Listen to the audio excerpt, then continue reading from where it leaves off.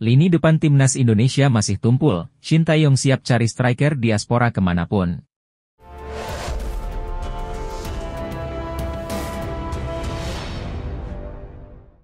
Pelatih timnas Indonesia, Shin Tae-yong, akan terus mencari pemain diaspora yang dapat dinaturalisasi untuk memperkuat timnya.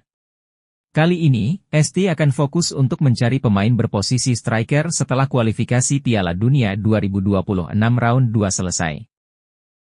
Shin Tae-yong mengakui bahwa lini depan timnas Indonesia masih sangat tumpul. Oleh karena itu, pelatih berkebangsaan Korea Selatan itu tengah mencari penyerang naturalisasi untuk meningkatkan daya gedor tim nasional.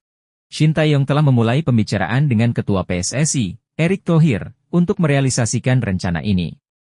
Bahkan, mantan pelatih timnas Korea Selatan ini bersedia pergi ke negara pemain yang dituju. Saya terus berdiskusi dengan Pak Erick Thohir agar kami bisa mendapatkan pemain baru yang lebih kuat, ucap Shin Tae-yong. Mungkin jika ada, saya akan terbang langsung ke Belanda atau negara manapun untuk mencari pemain berdarah Indonesia.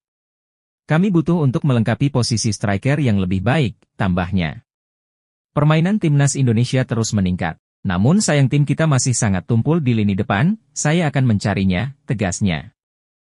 Timnas Indonesia kalah dari Irak di babak kualifikasi Piala Dunia 2026. Duel yang digelar di Stadion Gelora Bung Karno, Senayan, Jakarta, itu selesai dengan skor 2-0. Pelatih tim nasional Indonesia, Shin Tae-yong menyebut timnas Indonesia akan bangkit usai kalah dari Irak. ST juga percaya diri timnya bakal bisa mengalahkan Filipina di laga yang akan digelar 11 Juni mendatang. Saya yakin nanti lawan Filipina dengan adanya evaluasi dari lawan Irak akan lebih baik, ucap ST kepada wartawan. Coach Shin menambahkan timnas akan semakin kuat di laga lawan Filipina karena kedatangan Kelvin Verdong. Pemain keturunan yang berposisi sebagai winger kiri itu sudah mengucap sumpah WNI pada Selasa 4 Juni lalu.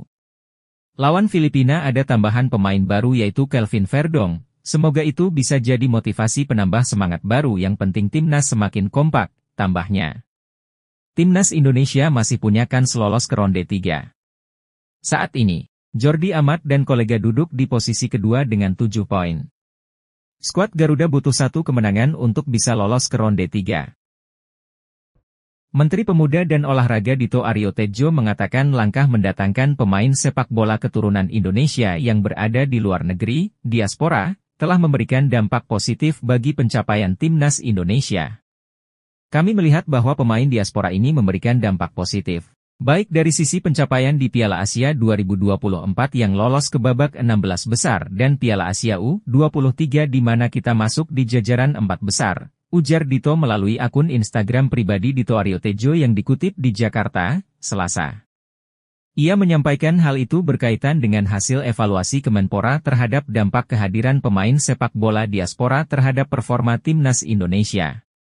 Dito mengatakan, kehadiran para pemain diaspora yang telah bermain untuk timnas telah membantu menguatkan potensi timnas Indonesia untuk menghadapi pertandingan penting di tingkat mancanegara. Kehadiran mereka sangat penting mengingat Indonesia sedang berjuang mendapatkan tiket langsung ke Piala Asia dan lolos ronde ketiga kualifikasi Piala Dunia 2026, ujarnya. Dito mengatakan, langkah mendatangkan pemain diaspora bukan hanya sekedar untuk kebutuhan dalam jangka waktu pendek, namun juga visi jangka panjang. Adanya pemain diaspora, kata dia, menambah variasi formasi serta meningkatkan edukasi positif dan kompetisi yang sehat guna mendorong prestasi yang lebih baik bagi sepak bola Indonesia. Nama Martin Paes langsung dicari-cari oleh netizen setelah timnas Indonesia berduel lawan timnas Irak, Kamis, 6 Juni 2024. Indonesia menjamu Irak di matchday 5 grup F putaran kedua kualifikasi Piala Dunia 2026 zona Asia. Laga ini digelar di Stadion Utama Gelora Bung Karno, Senayan, Jakarta. Indonesia sempat mencatatkan setidaknya 4 peluang apik tapi gagal mengkonversikannya menjadi gol. Berdasarkan fakta di atas, skuad Garuda merupakan calon terkuat menemani Irak melaju ke babak berikutnya.